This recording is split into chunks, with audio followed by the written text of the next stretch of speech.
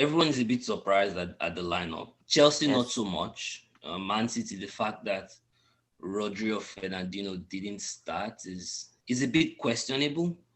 Then you actually ask yourself, do you have the audacity to question Pep?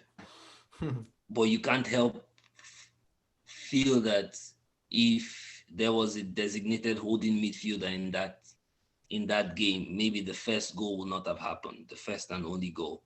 So that was a big moment. It was a really really big moment where if it paid off, then maybe we would all be saying Pep is a genius, and it's not paid off, and we can all now begin to wonder why exactly did he start the team he started.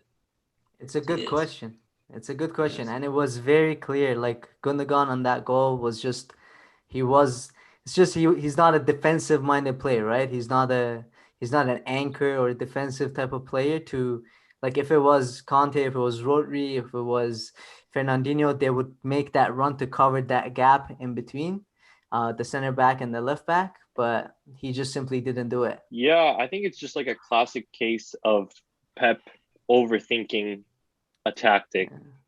I mean, prior to this final, it was either Fernandinho or Rodri, right, as a holding mid. At very few cases, neither of them played, and to try to switch up the whole game plan right on a final, maybe it's trying to have like a surprise factor, but it's a decision that was not worth the risk at the end of the day, right? What do you guys think he was trying to achieve? Like when I look at it, I feel like maybe he just wanted to really dominate the midfield. Like with Kevin De Bruyne, he was like the false nine. With Kevin De Bruyne maybe dropping deeper a little bit, he was trying to really dominate that midfield with 3 against 2 or like 4 against 2 or 4 against 3. But uh, you just also have like look at how Chelsea eliminated Real Madrid, right? They're so fast on the counter. They're so clinical. Their pace is just so high and it's so out there, so obvious. So for him to make that decision, I was very surprised, just like you Well, guys mentioned. I also think that Chelsea was okay with giving up the midfield. I think they defended very well and they took the chances they got, right? They knew they Yeah. were gonna, even with Fernandinho or with Rodri, I think they were gonna already give up the midfield. So adding a third ball playing midfielder for City didn't really accomplish anything different. I agree with that, and that would lead to a question, which is, did Pep not understand that Chelsea would give up possession? Because I look at Chelsea almost under Thomas as a team that is really, really patient with the ball. Like I remember watching the first game against Man City. It's possible that Chelsea had more possession in that game. I've looked at the Chelsea team as very, very controlled. So did Pep go into the game thinking we need to have more of the ball? We need to have that ball movement a little bit faster, and maybe that led to having Gundogan play where he played.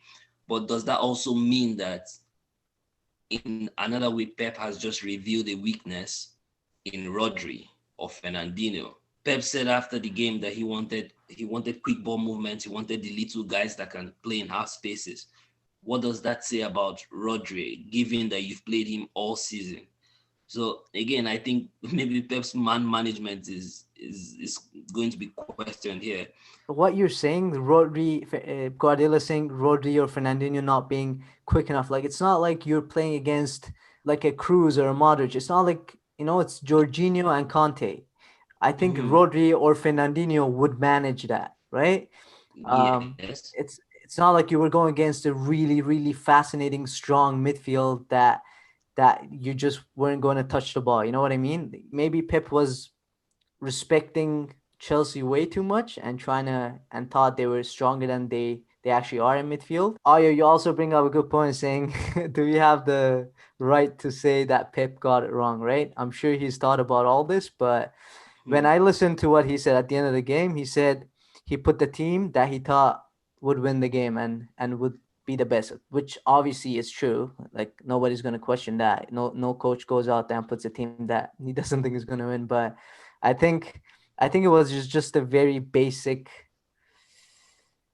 I guess, mistake. There's nobody else you can blame but Pep.